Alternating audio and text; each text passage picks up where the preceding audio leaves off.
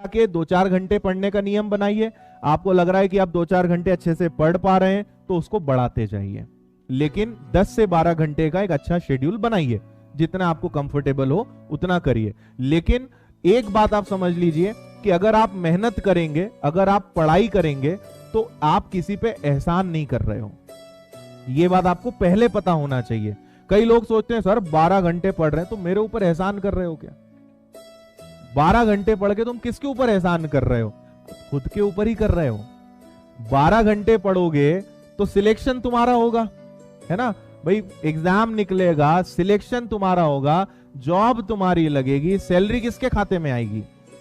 मेरे खाते में आएगी क्या? तुम्हारे खाते में आएगी।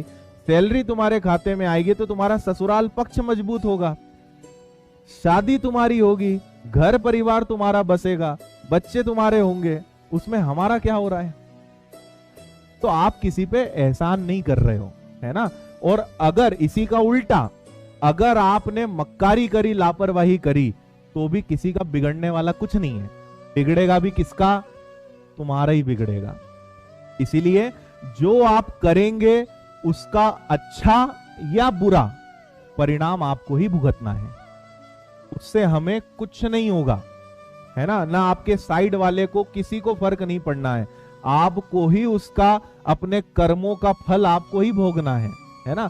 तो अच्छी मेहनत करोगे, बढ़िया सादा जीवन, उच्च विचार वाला जीवन जियोगे। घर से कोचिंग, कोचिंग से घर, मस्त मजे से पढ़ाई करोगे। 1-8 साल के अंदर आप एक ऑफिसर या इंस्पेक्टर बन गए, आपकी जिंदगी सुधरेगी। मक्कारी करोगे, बुरी संगति में पड़ोगे, 17 प्रकार के दूसरे कामों में लगोगे, जीवन आपका बर्बाद होगा, भविष्य आपका बिगड़ेगा। इसलिए आप कभी किसी पे एहसान नहीं कर रहे हैं, खुद पे। इसलिए इंसान किसी को भी धोखा दे दे, खुद को कभी नहीं दे सकता। आप अपने आप को धोखा दे सकते हो? अपने आप से झूठ बोल सकते हो? आप नहीं बोल सकते। आप सच्चाई खुद की तो जानते हो, आपको अपने बारे में तो सब पता है। इसीलिए खुद को कभी धोखा नहीं देना है ना? अपने प्रति ईमानदार रहिए। और सबसे इंपॉर्टेंट कि अपने जो माता पिता हैं उनका हमेशा ध्यान रखिए। बहुत उम्मीदों के साथ वो आपको यहाँ भेज रहे हैं या आपको पढ़ा रहे हैं, आपकी मदद कर रहे हैं। उनके सपने पूरे करने की जिम्मेदारी भी आपकी है ना? उन्होंने आपके लिए कितने पापड़ बेले हैं और कितना संघर्ष वो आपके लिए कर रहे हैं, आपको इसका रत्ती भर भी ज्ञान नहीं है। कई लोगों को वास्तव में नहीं पता है कि उनके घर वाले उनके लिए कितना संघर्ष कर रहे हैं।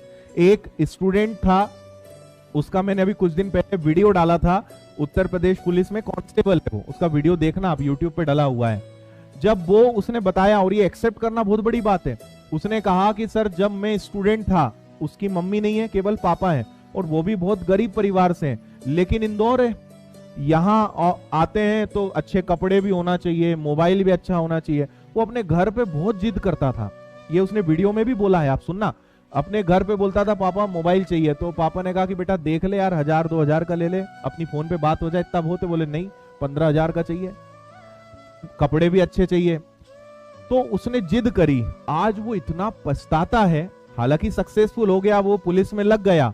तो उसने अपना इंसिडेंट शेयर करा कि सर मेरा मोबाइल था, खराब हो गया, और आज जब मैं कमा रहा हूं, आज जब मैं उस लायक बन चुका हूं, तो आज मुझे पैसे की कदर समझ में आ रही है। मेरा मोबाइल खराब हुआ, सर आप विश्वास नहीं करेंगे, मैंने करीबन 2 से 3 महीने से एक नोकिया का मोबाइल में यूज कर रहा हूं, जबकि मैं खरीद सकता हूं। पर आज जिम्मेदारियां इतनी है मेरे ऊपर कि मैं एक सरकारी नौकरी में होते हुए, पुलिस में होते हुए, एक मोबाइल खरीदने की हिम्मत नहीं कर पा रहा हूं। तो बोले आज मुझे अपने ऊपर बहुत पछतावा होता है, शर्म आती कि मैं अपने उस समय जब मेरे पिताजी कुछ नहीं कर पाते थे या गरीब परिस्थिति थे, तो मैं उनसे जिद करता था। तो कोई भी चीज के हमेशा ना दोनों पक्ष देखिए। यहां पे आप किसी से कंपेयर मत करिए। आपको अच्छा खाने को मिल रहा है, आप अच्छी कोचिंग में आ चुके हैं, अच्छी पढ़ाई हो रही है, सफिशिएंट है, आप मेहनत करिए। इंसान को खुद खुददार होना चाहिए ना। खुद भी तो कुछ करोगे कि सब घर वालों से ही मांग मांग के काम चलाओगे?